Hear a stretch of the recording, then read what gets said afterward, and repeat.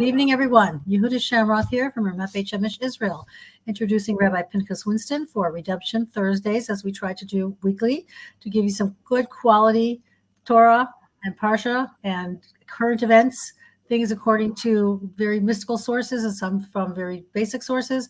The Rabbi is well-versed in all these things. Please check his website, 36.org, and even more improved website, you might want to say, sharnunproductions.org.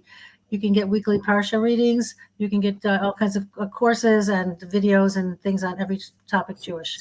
Don't forget that Josh Wander is one of our sponsors, and he is in charge of israeltorah.org, which he changed the name to bringthemhome.org, and it had nothing to do. It changed before the hostages situation. But we're talking about bringing home Jews from all over the world. And of course, the Miriam Project Geula Hour is on SoundCloud. We do recordings of different topics, interview people about the Geula and the times we're living in right now. And Rabbi tonight's got something very exciting planned for us: hidden agendas, Parshas Korach, and his excerpts from his book, Strategy for the End of Days. Thank you so much, Rabbi, for joining us again. Thank you. Okay. I have my own hidden agenda with this topic, but we'll get to that later on, B'ezras Hashem. Everybody's got some type of hidden agenda that directs them and influences the way they respond to reality, what they do, where they apply their energy. It's just part of being human. Just like conspiracy as a negative term, connotation, because most of the time it's a negative thing running by people who are acting for selfish reasons, or even what they think are good reasons, but not really in the end for everybody. Because that's who we are. That's what human beings are all about. And even God conspires, so to speak, against man, but always for his good. So it's not really against man. It's regarding man, but at least when it comes to God, he's not. There's no hidden agenda by him that's for his benefit. It's always going to be for our benefit. The trouble with people is it's not always the case. And you have one of the best examples of this idea and this reality in this week's Parsha. This is Parshas Korach. Last week was Parshas Shlach Lecha, which was the Meraglim, and mostly to do with really the same idea as well, hidden agendas. Like the spies had an agenda, and the trouble with the hidden agendas is sometimes they're so hidden that the people themselves don't even know they have them. They're not in touch with what's really driving them inside, and sometimes because it's not even possible, because that drive may be coming from a source that is hidden from them too as well. And an example, of course, is Korach. The Torah starts off, the Parsha starts off in this week's Parsha, V'ikach Korach took, and it never tells you what he took. Likewise, also in the Mishnah in Pirkei Avos, it talks about a machlokas l'shem shamayim. It says every machlokas that if you're gonna machlokas is not a good thing. Okay, having an argument, having a fight is not a good thing, but sometimes it can be a good thing. Rav Hutner in Pachad Yitzhak speaks about how much Torah has come out into the world because of machlokas, but that's machlokas l'shem shamayim, meaning it's altruistic. It's for the sake of Torah, God, not for the sake of personal glory, ego, things like that. Once that gets into the picture, that makes everything very murky, and it causes things to steer off course. So the Mishnah says that a machlokas l'shem shamayim will last because it is l'shem shamayim. It's for God, for the right reasons. But a machlokas lo l'shem shamayim will not last. And the Mishnah says, what's an example of a machlokas l'shem shamayim? That's Beis Hillel and Beis Shammai. Two, the actual Rebbes themselves were Hillel and Shammai. They had different opinions, and their Talmidim were Beis Hillel and Beis Shammai. And there's lots of arguments, lots of machlokas in the Gemara between the two of them. But since they're all the Shem Shamayim, they're part of the Gemara, and we study them, we learn them, and we look at each opinion with a lot of respect because everybody was arguing for the sake of the betterment of Torah and living by Torah. But a machlokas lo l'shem shamayim, the Mishnah says, Korach v'adaso, Korach and his followers and his assembly, right? And it's not parallel. The Mishnah is not parallel. And unfortunately, the commentaries point out that there's missing the second side. It doesn't mention that Moshe was arguing with Moshe. So Korach was arguing with Moshe, right? That Korach himself is mentioned, and Vidaso. So some say that really it's Korach, Vidaso, Mikorach, and his Ada, his assembly, that they argued amongst each other, but that's not what's going on in the parsha. You don't see that at all. On the contrary, if anything, they're supporting him. So that's a little bit difficult to fit into the pshat. It works, you can say it, but it's not obvious. It's not muchrach, as they say. It's not completely, for sure that's the way it is. The deeper explanation is that it doesn't mention Moshe Rabbeinu because, as far as Korach was concerned, he didn't exist. When somebody is arguing L'Shem Shemaim, they are aware of the opinion, they respect it, they listen to it. They may argue back, but they understand that just like I have my opinion, they have their opinion as well. In the end, we may go two separate ways, but we're both coming from the right direction. When it comes to Machlokes Lo Shem Shemaim, a non-altruistic argument, in other words, it's a personal agenda that someone's fighting for. It could just be ego. They don't want to lose the battle, right? They're embarrassed to admit they're wrong, or they just don't want to change their lifestyle because they're fighting for a way of life that's comfortable, and they know if they have to change it, it's going to become more difficult for them. And the Yetzer Hara they have is holding them back. So therefore, that they're not fighting. They'll make it sound like it's L'Shem Shemaim because they don't want to sound as if they're being selfish. So they have to find some way to mask it, to make it look as if it's really L'Shem Shemaim, but it's not L'Shem Shemaim. So Korach does that. It's exactly what Korach does. Korach, the night before, right, this is the background of the story. Basically, Korach challenges Moshe, accuses him of nepotism because they all came from the same family. You have to understand, this is the first time Levi got involved. The tribe of Levi until now has been outside all the problems in the Jewish people, all the arguments, most of the Erev Rav, the mixed multitude, and those who followed them. But Levi was not part of the golden calf, not part of this. They really left out. This is the first time that Levi gets in trouble in this week's parsha. And not just that, but that Korach is fighting because he feels that Moshe is appointing family to high positions, and that Korach, he felt he was in line for some position, and he wasn't getting it. So he was claiming it was unfair. Now anybody on the outside would wonder whether he's being altruistic or not. But the way he presented himself, it always reminds me of a story of I don't know if it's a true story, but it's a Chassidus story, and you don't ask questions about Chassidus stories, right? It's a nice story. It's a beautiful story about how once at a tish on Friday night, Chassidim often have a tish, and the Rebbe sits at the table, and all the Chassidim are around him. They have a lot of kavod, a lot of respect for the Rebbe. The Rebbe is telling snippets of stories and to try to inspire them and elevate them, especially on a Shabbos night. They would sing back and forth. I actually went to one of these ones. It was quite an experience. It's actually massive, huge. I almost lost my life, but that's another story. The Rebbe was his eyes closed. You have to see it for yourself, but he's doing all this, and at some point in time, he says that he was a Gilgal of somebody great from early generations. I forget who he mentions first, and all the Chassidim are like, wow, it's like this amazing, and of course they believe in 100%. How he knew Ruach HaKodesh, but that's what he says. And then eventually he says that he was one of Yaakov Avinu's sheep.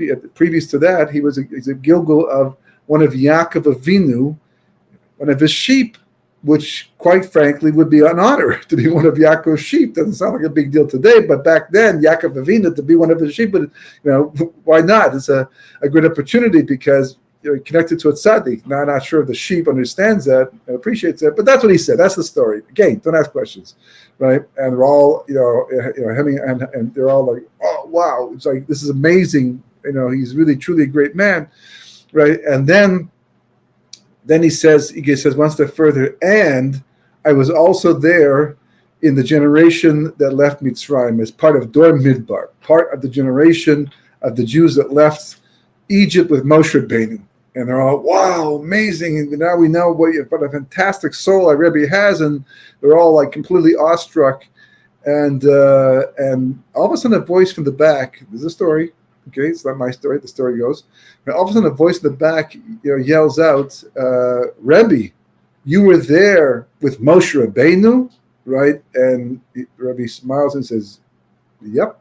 Not yep, but yes, or can, or whatever in Yiddish, And everyone's like, yeah, wow, it's amazing, And this person, this voice from the back yells out, Rebbe, you were there when Korach challenged Moshe Rabbeinu, and now the Chassidim are like looking around, like what a chutzpah, who's asking this question, who's interrupting the atmosphere, this holy atmosphere at a tish on a Friday night, asking these personal questions, to the Rebbe of all people, right? But they don't see at first who it is, but the Rebbe is unfazed, and he says yes, right? With a sense of awe, trepidation. Yes, I was there, right? Then this chassid goes one step further and completely shocks everybody. He says, Rebbe, who did you side with? And the chassidim are like, what? Are you kidding? How dare you ask that question? Of course he sided with Moshe Rabbeinu. Who else is going to say? He's a tzaddik, and Moshe's a tzaddik, and Korach is a rasha. How could he possibly? So he would have, had he been there, no doubt. Even though the Sanhedrin went with Korach, 250 the Sanhedrin went with Korach. All these chashuvim went with Korach. Lots of people stood back to see what was going to happen next. It was a little pashut. Today, we read the story through the eyes of the Torah, through God's interpretation of the events. So we're hearing it as God sees it. But when people look back on our history, they're going to see it very differently than we see it right now, because it looks very different to the people who are inside of it. Korach was a great man. You have to understand that. He came from great yichus. And it was not simply like Das and Vaviram, forget it. They're already, we know that they're troublemakers the entire way through. We don't have any mistaken ideas that they're great people. But Korach, he had the yichus. He was an important person. He was also a very wealthy person, by the way. He got wealthy back in Mitzrayim. But nevertheless, there he's challenging Moshe Rabbeinu, and a lot of this is still new to everybody. So all these Chassidim are like, are you kidding? How can you ask this question to our Rebbe? But the Rebbe is, again, unfazed. And he answers something that astounds everybody there. Again, it's a story, but the message is very profound. It's a very true story, very, very true point, right? And he answers back and says, these were the Gedol Yador arguing. We waited to see who would win. And of course, shock, complete shock. What do you mean? The Rebbe understood in the story, right? He understood that this is not something that was simple. This is a complicated thing. Again, the Torah is portraying it in a very open, way that we can see clearly what's going on, but it's not clear. And there's a hint to this by the fact that it says V'yikach Korach, and doesn't tell you what he took. It says Korach took what? What did he take? It's the only place that uses this. Every other place in the Torah where it uses the lashon of kicha, of taking, it tells you what was taken. It's the only place where it doesn't. And that's why Rashi starts out by saying that, and Rashi doesn't do this very often at all. Rashi says this parsha is great to learn in the Medrash of Rabbi Tanchuma, because he brings down a lot of different interpretations of what these words mean, V'yikach Korach. And each one of them is true, and each one of them is informative, and each one is an insight into what's going on over here. And the same thing, when it says that Machloket Lo Shem Shemaim, Korach V'Adaso, it doesn't mention Moshe Rabbeinu, there's a reason for that. There's something being taught is not always the most obvious thing. Yes, it's true that if you're arguing with somebody and you're not doing L'Shem Shemaim, it doesn't make a difference who you're arguing with. You will argue nonetheless. It's if they're not even there. Because if you would pay attention to who you're arguing with, look what happens. Onben Pellet, mentioned in the beginning of the parsha, is part of Adaso, Korach Adaso. He joins forces with him, and he seems to be a pretty good guy. And he joins forces with Korach because Korach is, he's a fantastic way. He's got a way to obligate favors for people he felt, in his debt. And you see this happen so often in life where people put up with shtick, shouldn't put up with shtick, and you're saying, why is this person doing that? And the answer is because they feel some sense of obligation for some reason to that person, even though inside they might be saying, I shouldn't be doing this. And we all do it, for some reason or another. because of for one thing that happened, or right. And he comes home and he says to his wife, "I won't be home for something because I have to join Korach Vadasso and we're going to challenge Moshe Rabbeinu." And she says, "Are you nuts? Are you crazy? You're going to go against Moshe Rabbeinu, the great Moshe Rabbeinu?" He says, "I can't sign in the dotted line, and now I'm going to obligate, and I feel bad if I don't show." You feel bad, you're going to go down. They're all going to go down, and you're going to go down with them. So he says, "Well, what can I do?" She has this fantastic advice: get drunk, go to bed, fall asleep, comfy. I'll tell them, "No, you drank too much the night before, and you're not capable of getting out of bed at this point in time, and leave alone." And that's what she did. It's exactly what happened. But when the earth opened up, to swallow up Korach Vadasso, it opened up. It says the crack went all the way to On ben Pellet's bed, stopped at his bed, as if to say, that's how close you came, making the mistake of everybody else who got swallowed up. The question is, why did Moshe Rabbeinu do that? Why did he choose that as a sign? There were many ways to prove that God had sent him. That was the whole point over here. Moshe says to God, or he says to Korach, says to everybody, all the bad guys, he says that if the following sign happens, you'll know that it's not me.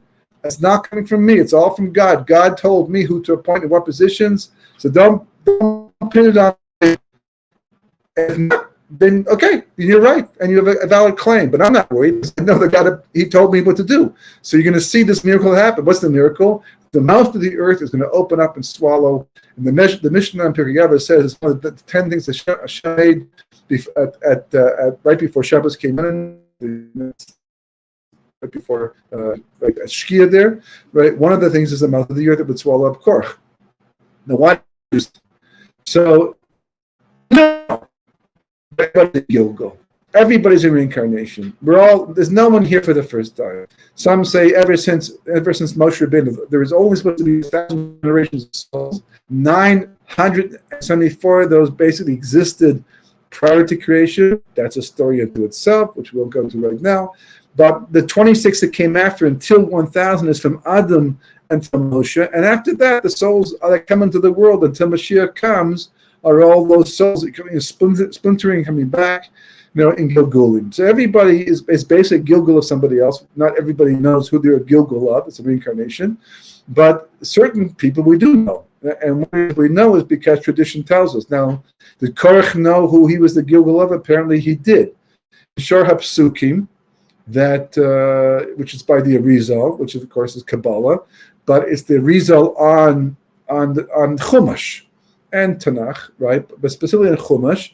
And in Parshas Korach, with the real discussion going on between Moshe, it's not what it seems to be from the Chumash itself, but the point is that the Korach, he understands a lot. He understands a lot of Kabbalah, and he knows. He also has a nevuah, as Rashi even explains, and the Gemara explains it, that he saw how Shmuel Hanavi, the great prophet Shmuel Hanavi, right, born from Chana, that miracle, right, and the one who's alive at the time of King David HaMelech and Shul Melech. And he's compared to Moshe and Aaron together. That's how great Shmuel was. So he saw that Shmuel would come from his lineage, which he thought meant from him, which he thought that meant that he himself is a really great person. What he didn't realize was that it was going to come from his sons. Yes, it came from him, but from his sons as opposed to him directly from that point onward. His sons apparently did tshuva. That's why if you look in Tehillim, you'll see that certain Tehillim are in the name of Bnei Korach, because it says that the last second they realized that Korach, their father, was wrong. They repented, they did tshuva, and they didn't fall into the hole completely. They fell onto a shelf, not so deep, because they were involved somewhat, but because of their tshuva, they were saved from going down to Sheol, which is where everybody else went instead.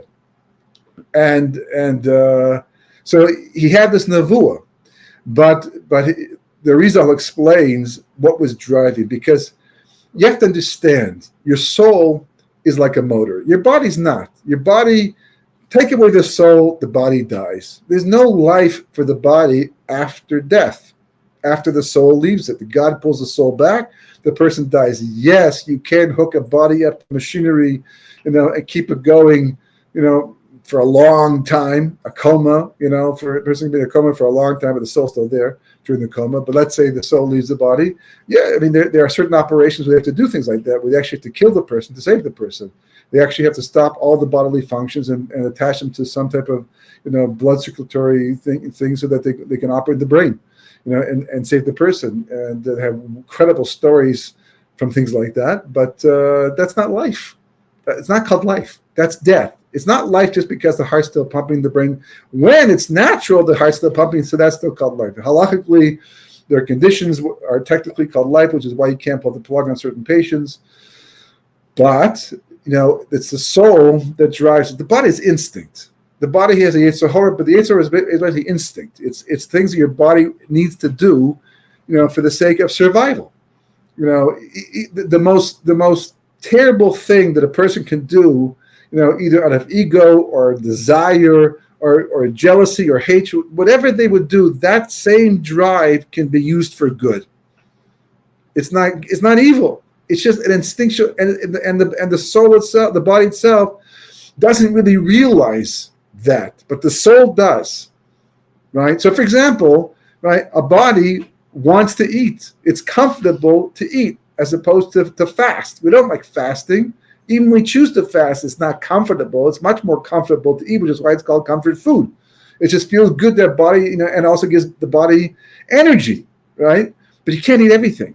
You can't eat too much, and you can't eat everything. Sometimes you can't eat the food because of kashrus or because of, it's gone bad, it's unhealthy. But you see how many times if instinct is allowed to run its course, you see how people actually take phenomenal risks just to satisfy the desire, for food or other things, gashmias, things in life that they should really do without, but they can't control themselves. That's the body. Seichel tells the body, no, this is where we stop. I understand. I'm feeling it. I also know, right, that you want that extra dessert, but this is where we have to stop because it doesn't make sense. The body doesn't care if it makes sense. Eat first, ask questions later, which is why dieting is so hard. But the soul, that's the seichel. The seichel says, no, we have other higher goals to achieve in life. That's the engine. But you can have good souls, you can have bad souls. Not really bad souls, per se. But you have souls that come from the side of chesed, which tend to be nice, right? The side of kindness. And you have souls that come from the side of gevura. Now, gevura is holy. It's also a light. Just like chesed means kindness, gevura means strength. But it's a source of judgment. Which is what distinguishes us as human beings, it makes us godly, that judgment capability. It's the source of discipline, which is hugely important for accomplishing things in life. These are all important. Yitzchak one of the purest people that have ever lived in the history of mankind is Yitzchak Avinu, and he was straight Gevura. He doesn't get any more Gevura than that. But Esav was also Gevura. Corrupted. What happens to Gevura when instinct is allowed to run wild and Seichel is not in the picture to stop it? Yitzchak had the same drive. You cannot be from Gevura and not have the same drives as Esav. You can't. If they're one and the same thing, it's a package deal. So what's the huge difference? What makes Yitzchak such a tzaddik? Because Yitzchak understood. He was clear about what counts in life, and he disciplined himself. He was able to tell his body instinct, no, this is not good, not ultimately good. Right? The Gemara in Harayah says that happy are the tzaddikim who get in the world to come what the evil get in this world now. Woe to the evil people who get now what the tzaddikim will get in the world to come, but what they have now, they'll have then what the tzaddikim suffer in this world. In other words, tzaddikim invest in the future, in Olam Haba. Right? So that was Yitzchak. Esav was not like that. And that's what happens when the instinct runs wild. It's a lot to run its courses, which is what the world is all about today. The world is just completely instinctual today. Completely instinctual. There's no seichel, very little seichel running anything, which is why there's so many hidden agendas. Well, there's so many agendas being implemented in the world and on people, and people are being made to believe things that are just not true, complete lies. I mean, so many people get caught in these lies, and they still hold by their what they're saying. There's no logic to it. Right down to the ICC, the International Criminal Court, like that, trying to make Netanyahu into a criminal. I mean, absolutely, just complete agenda. Nothing to do with emes, truth whatsoever. It's amazing how people in such high positions of responsibility can be so biased. But that's human beings. And if you don't have the Torah, and in the end of the day, it comes back to us, the Jewish people. Because if we don't teach it, nobody else will. And it's even worse than that. It's even worse than that, which hopefully we'll get to in a second.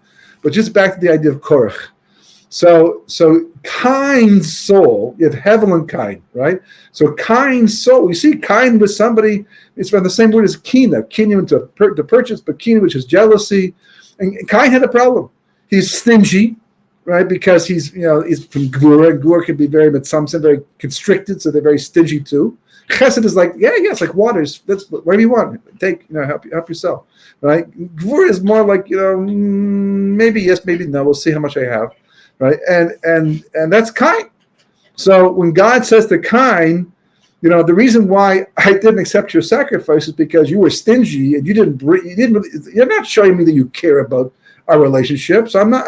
Why should, if you're not interested in our relationship, why should I be interested in your relationship? But Hevel, he goes ahead and he brings the best of his flock, and as a result of that, he pays attention to a sacrifice. So now Cain has a choice. God says to Cain, here's your choice. You can either change yourself or change the world. You can work on yourself. You can do musar and realize your shortcoming and fix it, or you can go ahead and try to eliminate the problem by getting rid of your brother. And you should know that's not the way to go, and it's dangerous, very dangerous to do that. And that's the path he chooses. And then he dies. God eventually, he gets killed by his grandson or great grandson eventually, but and his whole generation gets wiped out by the flood. No one's left after that, but his soul does remain, and it's a very powerful soul, just like Hevel's soul, Abel, right? Abel's soul is very evil. It's very, these are two main souls of early history. Hevel's soul, at least the good part of it, the rectified part, ends up in Moshe Rabbeinu. Everyone knows that Moshe Rabbeinu, the word Moshe stands for Moshe, Hevel, and so Moshe, Shais, and Hevel. Because first it went to Shais, and then it went to Hevel. First it was Hevel, then went to Shais, and went to Moshe. So Moshe is Hevel. He's the reincarnation of Hevel, and he all the way through history. So Cain's soul, right? It broke up into different pieces because you have three levels. You have a nefesh, and you have a ruach, and you have a shama. So it turns out that the nefesh of Cain actually ended up in Korach. Unless you think that's a completely bad thing, you should know that Rabbi Akiva also comes from this line as well. The great Rabbi Akiva was a Baal Tshuva. His parents were converts, and he was which is amazing. And he himself was a Baal Tshuva. And that's why he's called Bald One, because Gvura tends to cause people to lose their hair. Believe it or not, it's a quality of Gvura. So Rabbi Akiva is bald. They call him the Bald One in the Gemara. Korach is called Korach. The word Korach itself means bald. And one of the reasons why, because the Leviim had to shave all their hair off, because hair also is a function of Gevura. These are all important points for another time. And that's what started the whole argument, because Korach came home as a Levi, all shaven, and his wife said, "What happened to you?" And he says, "Yeah, Moshe is all shave up, because we had to be in the part of the inauguration as a Levium, we had to go through all this." And she says, "Yeah, he's just doing it for himself because he wants to make everyone look, terrible." And he says, "Yeah, but he also did it himself as well." "Yeah, but that's because just to make it look authentic." But really, and goes down that path. That's the way it goes. And so Korach had a propensity to not get things right, to go down the path of Cain, because he had the nefesh of Cain. That reincarnated, but first of all, not first. First, it was actually in the Mitzri. First, that nefesh went to the Egyptian, whom Moshe killed back in Egypt because he was beating Dasan Vavirim, and other Jews for that matter as well. Right? So you had back there in Egypt, Hevel and Cain once again having an argument. But here's Hevel this time using the Shem Hashem to kill the Mitzri. Now, once the Mitzri was killed, it was partly rectified because the death of the Mitzri caused a partial rectification, and then it went to Korach. The truth is, it had to go to Korach as an Ibur, because maybe not, because I don't know if Korach was born just yet. Maybe he wasn't born yet, but it went to Korach. He got the Nefesh. But Yikach Korach, at the beginning of the parsha, the Rizal says, means that he also took the next level of soul of Cain, which is the Ruach. So now Korach got the Nefesh and the Ruach of Cain, and that's what gave Korach the impetus, the ability, the boldness to challenge Moshe Rabbeinu. Somehow he attracted that to himself by his behavior, the way he was acting, but you have to be very careful, because you can increase your evil by starting it off. At the beginning, maybe you don't have enough of it yet, the person.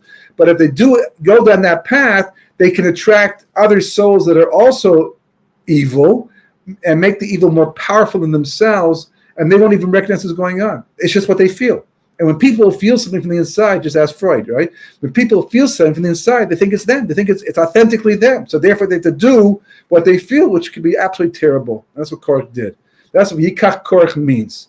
So Korach was being driven by this whole thing. Now, if that's the case, so then we have, again, an argument between Hevel and Cain, and over the kahuna, because back there was over a sacrifice, and here also is over the sacrifice because that's what the Kohen does. The Kohen Gadol does. So even though it's Moshe and Korach, it's really Cain and Hevel, which now explains why Moshe chose that specifically as the sign, by telling Korach that if the mouth of the earth opens up to swallow you up. Hey, that sounds familiar. Where did I see that before? Where's that from? Parshas Bereshis. Isn't that what God says to Cain after he kills his brother? God says to Cain, he says, the earth has swallowed the bloods, because not only is Hevel killed, but all the generations that would have come from him are also, so to speak, killed. So it's bloods. But the earth has swallowed up the bloods of your brother. And now, measure for measure, 26 generations later, here is Cain being swallowed up by the earth, measure for measure, and Hevel as on the other side, and he's surviving in the form of Moshe Rabbeinu. Absolutely remarkable. Last week's parsha, right? The Rizal says also, right? The generation that went into Mitzrayim, right? We saw how the spies, we spoke about the spies coming back. I think we spoke about it last week. But Yosef's brothers come back in the bodies of the spies to try to help them be successful, but they failed because they themselves didn't completely rectify the problem before they died in their lifetime. But, says the Rizal, that in the end of days, the final generation, those souls will come back again. They came back there, and all the generation of Moshe Rabbeinu will come back at the end of days. Achris Yamim, Moshe, the Dor Midbar, and the Erev Rav, the mixed multitude. And no one has any questions about the mixed multitude. That term gets thrown around, Erev Rav, because you just see so much of it in the Jewish world today and the world in general, right? But so few people know that what's driving them, is a Gilgul inside of them, and you have to be very careful. I once was speaking downtown New York about 35 years ago, and I was talking about the importance of making Aliyah, and somebody got up to argue the point. They didn't like the fact that I was pushing it. If other Rabbanim, their Rabbanim, were not pushing it, well, what right did I have to push it? So I explained, different importance of it, and the Ramban and other Meforshim and other great people greater than their own Rebbes who were saying the exact same thing. Shachos Ari, there was lots and lots of sources that people don't seem to know about today, but they're there, and they were saying this long before people were saying things today. When they, at the end of history. And I said, and besides, by the way, you should know the Rizal says that at the end of days, right before the end of history, comes to a close, that the souls of Dor Midbar will come back. And why would they come back if not Tikkun? And what are they coming back to rectify? there's only one thing to rectify, really. That's the sin of the spies, because the golden calf got rectified in the desert and over the course of thousands of years, and every other sin base was rectified on the spot because the bad guys, the perpetrators, were taken out of the picture just like that. They were killed on the spot by a plague or something. So the only thing that was left hanging was the Meraglim. And I asked this person, I said, how do you know that negativity you have, that anti-aliyah drive that you have, that fear of going to Israel and that justification to not go based upon the problems that you're talking about, how do you know that what's driving you is not one of these souls that came back specifically not to do that, and here you are failing the test the second time? You don't know. But I can tell you one thing for sure. He had no answer. He was going, no, can't be. It's a result. You can argue it's a result. If it's me saying it, it's one thing, but it was the Arizal saying this, and I'm just quoting the Arizal. How do you know? He didn't. You can't argue the point, and besides, he never heard it before. And I just saw his face go blank, and he just sat down, speechless. I never heard from the rest of the evening. I don't know if that changed his perspective in any way, because very often they go run to speak to somebody. Don't pay attention to the Arizal. Who knows what he's talking about? They downplay the whole thing. But how do you know? You don't. That what's driving you. At the end of history, especially this, we're living what's called Achris Yamin. We're living what's called Dor Basra'ah by the Achronim, by the latest rabbis, like Vinagan onward, have called, since their time, which is 200 years ago already, even more maybe, right, called the final generation. Now, thase people have Ruach HaKodesh we don't even know about today, but they spoke about the final generation, and hundreds of years later, if they're talking about in their time, how much more so must it be in our time? And then you look at the insanity of all that's going on in the world right now, and the end of days type feeling that it all seems to have. Not to everybody, right? Other people are out to lunch. They don't want to see what's going on, but it's just almost impossible not to see it if your eyes are open and your mind is open. And therefore, everything today has tremendous significance. And before a couple of lessons that come out of this week's Parsha, important strategy for the end of days specifically. For the first part of your life, you may have thought you were insignificant. You may have thought there's nothing special about you, other than the fact that your parents loved you and you're making a life for yourself. You didn't, when you looked in the mirror, you saw you. You figured your soul is your own personal soul that you're born with, not tied to anything from the past. Until people have certain issues and problems, they don't even think about that. They just live from day to day, surviving from moment to moment. But we are a generation tikkun. We are a generation of rectification, and not just that, but one of the most important things that has to happen at the end of history is what's been happening since God first made creation. And we've spoken about it a few times in the past also, but it's something it's Kabbalistic, and yet it's so important. In fact, it's so important that 10 martyrs, at least more, we just know about the 10 martyrs of Akiva, al-Beitar, how many times have, the Holocaust, how many times have tzaddikim and people had to die for what? Because history is about this process called birur, which means separation. And it's an amazing thing. It's been pointed out to me, and the more I think about it, it's just absolutely amazing. In this world today of such leftist thinking and liberalism, and trying to bring down the walls of morality and no moral compass and all, et cetera, et cetera. It's like we're so far from Mount Sinai. We're so far from the reality of Torah, so far from the reality of absolute truth. Good and evil today is like literally so blended together. One person's good is literally someone else's evil, and vice versa. And such confusion that even spilling into the world of clarity that was once at least clear enough. And it's having its impact even on the Torah world too, because that's what the Medrash refers to mitok shibud. That things, just by being in exile long enough, you will be impacted. You can't keep it, no matter how hard you try, you can't keep it out completely, because it's insidious. That's the way it is, right? And all this going on the same time, yet the biggest money makers when it comes to movies and Hollywood, which unfortunately involved a lot of Jews and probably still does, Hollywood, it's produced things that really, if there was a Sanhedrin today, we'd be killing people left, right, and center because of the immorality that is pushing onto the world. That's acceptable, it gets awards and things like that, but not the Torah doesn't accept it whatsoever. The entertainment is never an excuse for things like that. But halal at all, of course not. There's no such thing. But that's where the world has gone. And yet, the biggest money makers probably of all time when it comes to entertainment are movies that involve, quite simply, good versus evil. And not just good versus evil, but the good is being done by people who supposedly are supposed to have good character traits.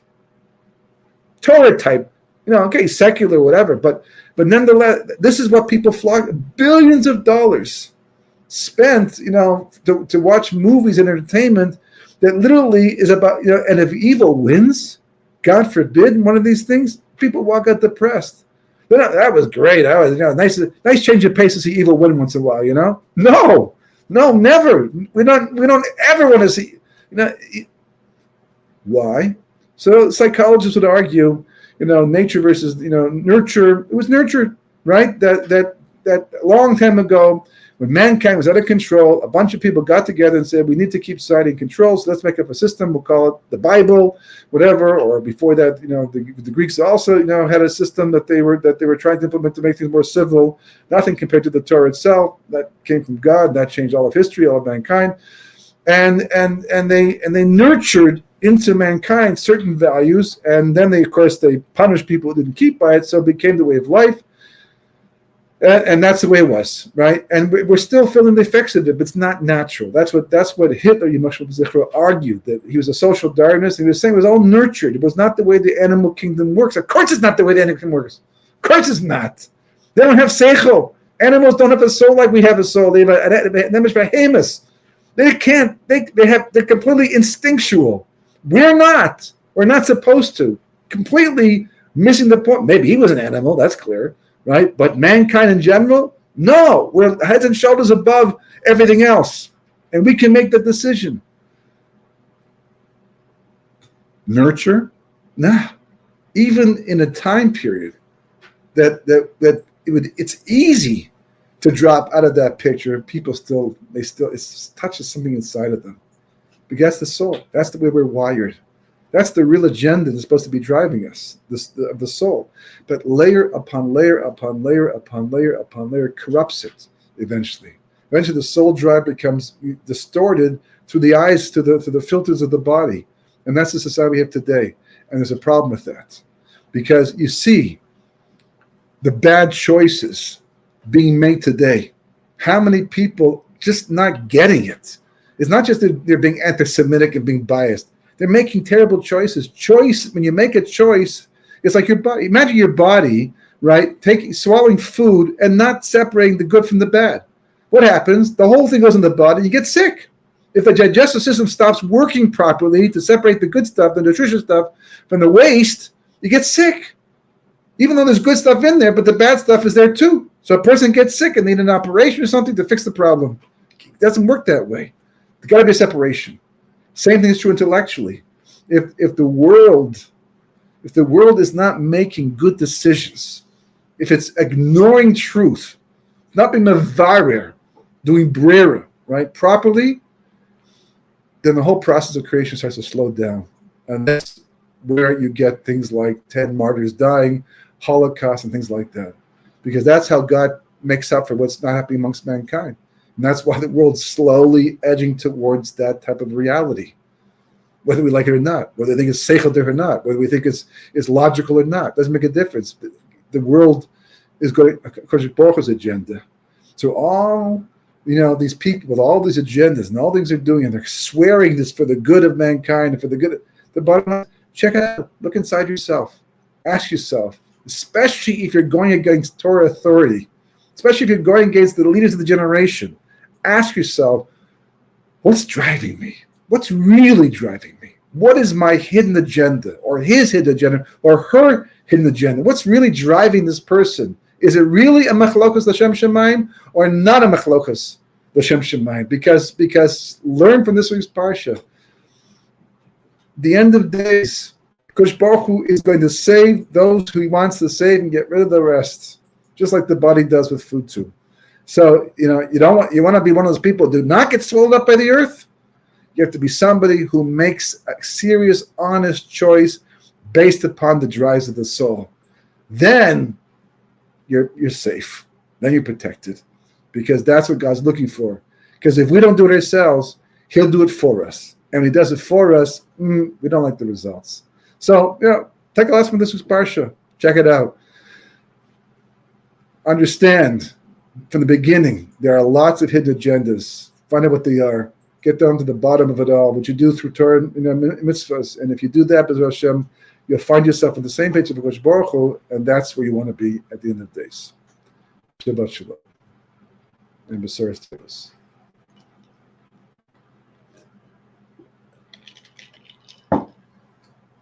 Rabbi, I lost my video, but thank you very much for joining us. And have a wonderful Shabbat, everybody. And don't forget to pray for the hostages and the safety of our soldiers and the end of this war. Thank you very much, Rabbi. Okay, good night. Good night. How did I lose my